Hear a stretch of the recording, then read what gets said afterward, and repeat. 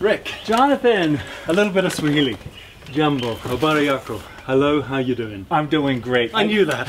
I could not be doing better. What I'd love to do, I know, this is why I invited you over to my tent here.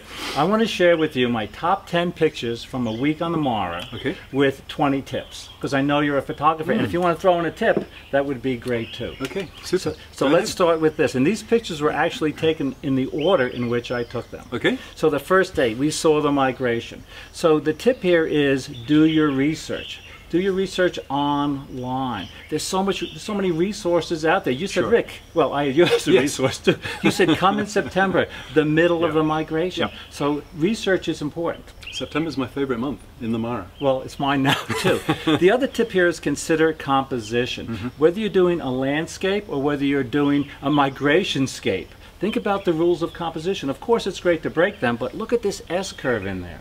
And I think we better just tell everybody we're both Canon groupies. Oh, absolutely. You're an explorer of light, and Angie and I are Canon ambassadors. I got my first Canon camera when I was coming overland and knew nothing about it. A Canon EF shutter priority, 1974. Wow, so you've been, same here, I've been an explorer a long time. So all these pictures were taken with the Canon 5D Mark III and a few lenses. This, the 24 to 105 millimeter image stabilization lens. Next picture. What do you think of that, my friend? So I'm glad you cut off the back end. I didn't know Jonathan could whistle.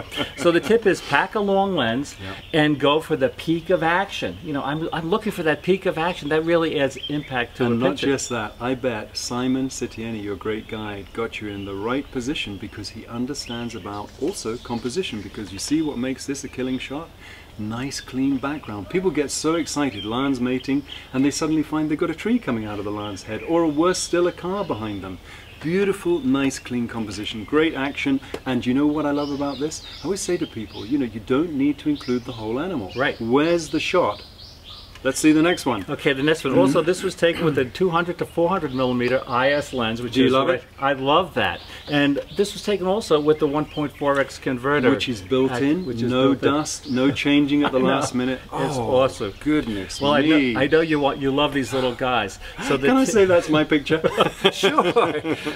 Go for the backlit shots. That backlight is so nice. But when you're shooting backlight like that, you really have to expose for the highlight. So I'm shooting on the aperture priority mode, and I'm underexposing just a little bit. You know, that is so beautiful, and what I love is I know these lions. This is down on Paradise, a mum with new cubs. These are Scarfaces, the Four Musketeers. Really?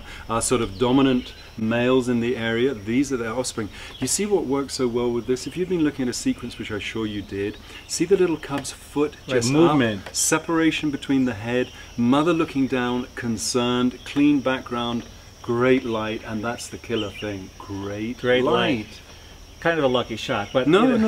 Believe me, you had Simon, you had a great guide, you got the car, he got the car in the right position, you knew which lens, now you see 70 to 300. That's a smart move, because if you'd had the 200 to 400, as good as it is, too close and not the best depth of field. Not when you're just picking up, because when these things happen, it's a hurry. Next shot. It's like that. It's just like that. Oh. Get the low down. Get the low down. Get down low. You know, I see people standing on the top of the vehicles, right? This is even closer to home. This is right outside here. This is going to be the breakaway. This is not far from Governor's Camp. So these people are standing up and they're shooting down. Those pictures could be taken at the zoo, like you saw, or a wildlife park. I got down as low as possible. I want to see eye to eye and shoot eye to eye. And what I'm thinking about is depth of field here. And you see another thing that always makes me laugh. Look at that. That is killing. Again, wonderful shot. Every lion has its eyes open. You know when lions are walking towards you, one of them will have its eyes closed. This, perfection. Well, thank you. 200 to 400 millimeter again.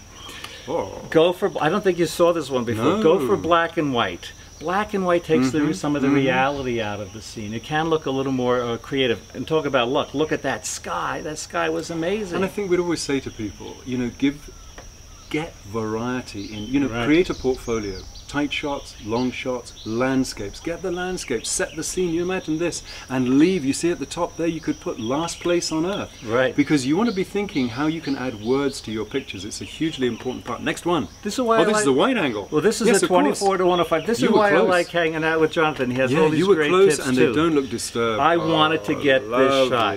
create a sense of speed, and again, remove some of the Speed, what were you shooting at? This was a 15th of a second, but I wouldn't say that's the only shutter speed you could shoot at. I was trying to 15th to 30th, and then to 60th. Yeah, because a 15th could have been just a little bit too slow. Right. But actually, that is just wonderful. And you offset the wildebeest isn't smack in the middle. It's offset a little bit. Give it a bit of room to run into. Next shot.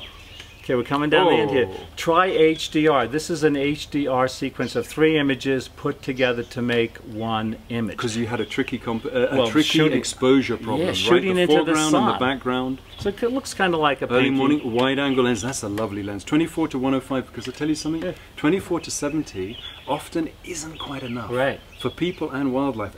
Go to 105. So this, and of course I know this is a Canon L lens. It's got the red L after it. Dust-proof seals, waterproof, professional. You know you've got a great lens. So you How many have we done so far? You see. Well, we're coming down the home stretch. Visit the. Well, we have to go out on another safari. Visit the villages, and again, look for separation and get down low. Look at that beautiful background. Kenya is not just about the wildlife. No, it's not, and that's a 17 look at to 40. the colors. Another tip here: perfect portraiture.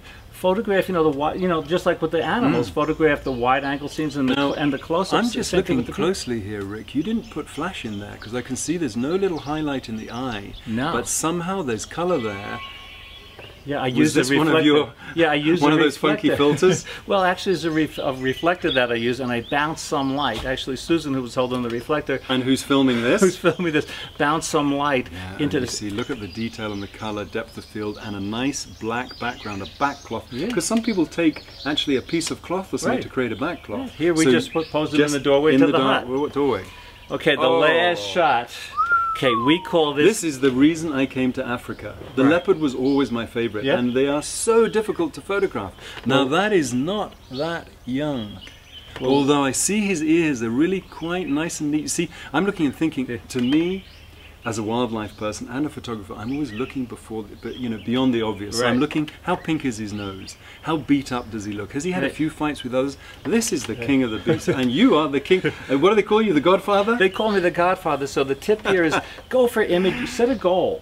I wanted to come here. I wanted to make an image with impact. So that's one tip. Another is focus on the eyes. And normally I would say to people, Rick, when they come to Africa and they want to take pictures of wildlife, portraits are probably the last on the list because you can do that in a zoo, but somehow you are not going to see a cat looking like that. What did you call him?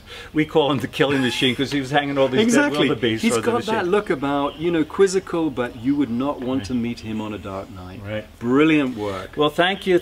You are an explorer, a master of light. And when we say the Godfather, no, we don't mean a killing machine yourself. We mean you know how to do it. Well, I've been around a long time. So it was a lot of fun doing this. It was a lot of hard work, but you know what the hardest part of this whole trip was? It's going to be saying goodbye to you and Angie. Okay, my friend, give me a hug. Yay! This is what Canon folks do.